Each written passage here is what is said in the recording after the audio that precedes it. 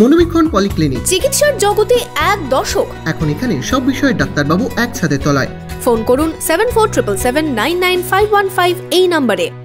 Garden rich কাণ্ডে বিস্ফোরক অধীর চৌধুরী, দাবি তুললেন কলকাতার মেয়র পুর ও নগর উন্নয়ন মন্ত্রী ফিরহাদ হাকিমের গ্রেফতারির। গার্ডেন রিচে নির্মীয়মান বহুতল ভেঙে মৃত্যু হয়েছে 9 জনের। এই নিয়ে মঙ্গলবার অধীর চৌধুরী বলেছেন, এই যে মানুষগুলোর মৃত্যু হয়েছে তার জন্য যদি কেউ দায়ী থাকে তার নাম মেয়র ফিরহাদ হাকিম। অধীরের দাবি, এখনই গ্রেফতার করা উচিত ফিরহাদ হাকিমকে। কি বলেছেন অধীর? এখনই ওখানকার মেয়রকে তাড়িয়ে দিয়ে গ্রেফতার করা উচিত ছিল। হ্যাঁ, ক্রাইম করেছে, ক্রাইম। এই যে মানুষগুলোর মৃত্যু হয়েছে তার জন্য যদি কেউ দায়ী থাকে তার নাম মেয়র ফিরহাদ হাকিম। এত বড় অভিযোগ করছি আমি। এটা এক ধরনের খুন, এক ধরনের হত্যা। তাদের বিরুদ্ধে কেন ব্যবস্থা না হবে না? যাদের দায়িত্বে আজকে কলকাতা শহর, যার পাড়ায় মাল্টি স্টোরি বিল্ডিং উঠছে, নিয়মকে আইনকে বৃদ্ধাঙ্গুষ্ঠ দেখিয়ে ভদ্রতা থাকলে, নৈতিকতা থাকলে তার এখনই পদ থাকা উচিত ছিল। আর বাংলার মুখ্যমন্ত্রী উচিত ছিল ঘাড় ধরে মেয়রের পদ থেকে নামিয়ে গ্রেপ্তার করে জেলে ভরে দেওয়া। এই মৃত্যুর জন্য দায়ী ফিরহাদ হাকিম।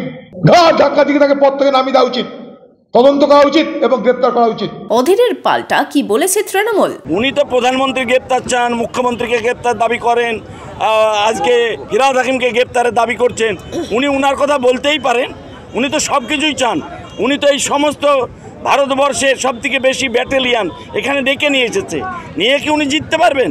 তাও পারবেন না। আমরা জানি উনি বিজেপির মুখপাত্রের মতো আচরণ করছে।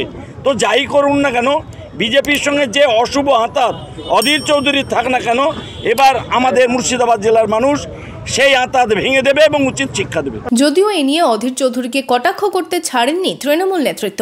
তৃণমূলের দাবি, প্রশাসনের কাজ করছে। আমাদের রাজ্যের মুখ্যমন্ত্রী তিনি অসুস্থ অবস্থাতেও তিনি ঘটনাস্থলে পৌঁছেছেন।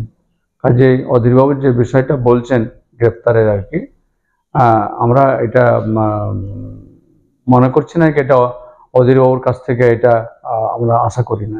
আইন তার কাজ করছে, তার নির্দেশ যথারীতি মেয়র ফিরহাদ হাকিম এবং মুখ্যমন্ত্রী মমতা ব্যানার্জি তার দিয়ে দিয়েছেন। যেখানে যেখানে ত্রুটি রয়েছে সেগুলোকে দেখে ইনভেস্টিগেশন করে তার ব্যবস্থা নেওয়ার জন্য অলরেডি সরকার পক্ষ থেকে নির্দেশ জারি করেছেন। কাজেই অধীরবাবু সিনিয়র লিডার হিসাবে তিনি অনেক গুণী, কিন্তু এটা এইরকম মন্তব্য আমরা আশা করি না।